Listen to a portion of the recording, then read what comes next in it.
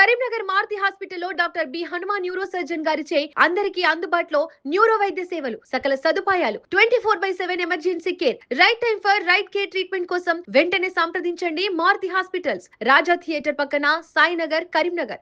Congress party ప్రియతమ నాయకులు all force విద్యా సంస్థ అధినేత ఎమ్మెల్సీగా కాంటెస్ట్ చేసినటువంటి ఆల్ ఫోర్స్ నరేందర్ రెడ్డి గారి జన్మదినోత్సవాన్ని ఈరోజు ఇక్కడ యూత్ కాంగ్రెస్ ఎన్ఎస్యు ఆధ్వర్యంలో ఘనంగా నిర్వహించడం జరిగింది.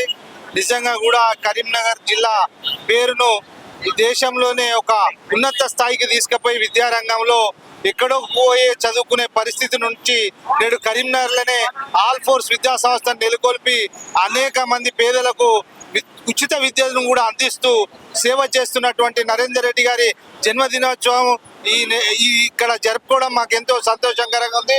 యువజన కాంగ్రెస్ ఎన్ఎస్యు ఆధ్వర్యంలో కరీంనగర్ పట్టణంలో నరేందర్ రెడ్డి గారి జన్మదినోత్సవం సందర్భంగా వారికి ఆ భగవంతుడు ఆయుర ఆరోగ్యాలు అష్టైశ్వర్యాలు కల్పించాలని, ఇంకా ముందు కూడా విద్యా సంస్థను బలోపేతం చేస్తూ పేద విద్యార్థులకు సేవ చేయాలని ఆకాంక్షిస్తూ వారికి కాంగ్రెస్ పార్టీ పక్షాన జన్మదిన శుభాకాంక్షలు.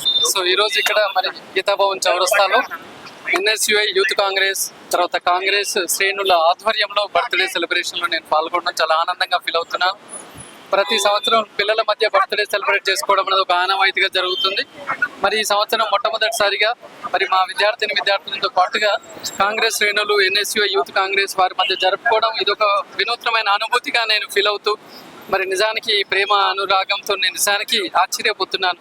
తప్పకుండా జీవితంలో ఏ పదవి ఉన్నా లేకపోయినా, ఏ హోదా ఉన్నా లేకపోయినా మరి కాంగ్రెస్ శ్రేణులకు తప్పకుండా నేను అండగా ఉంటానని చెప్పేసి ప్రతి కార్యకర్తకు మరి ఒక పెద్దన్నలాగా ఉంటూ చేదోడు వాదోడుగా ఉంటానని చెప్పేసి కోరుకుంటూ కాంగ్రెస్ సభ్యులకు ఎన్ఎస్యుఐ యూత్ కాంగ్రెస్ శ్రేణులకు కూడా ఇంత చక్కగా ఇక్కడ బర్త్డే సెలబ్రేషన్స్ ఏర్పాటు చేస్తున్నందుకు ధన్యవాదాలు తెలియజేస్తూ కాంగ్రెస్ను అన్ని రంగాల్లో అభివృద్ధి పథంలో తీసుకెళ్లడానికి తప్పకుండా ముఖ్యమంత్రి గారితో చర్చించి మరి ఇక్కడ ఉన్న మన స్థానిక ఎవరైతే ప్రజాప్రతినిధులు ఉన్నారో వాళ్ళందరితో కలిసి పనిచేయడానికి మరి ఎలాంటి విభేదాలు ఎవరితో కూడా చూపించకుండా నాకంటూ ఒక వర్గం అంటూ లేకుండా నేను అందరినీ సమానంగా చూస్తూ పోయే ఒక లీడర్గా నేను ఎదగాలనుకుంటున్నాను.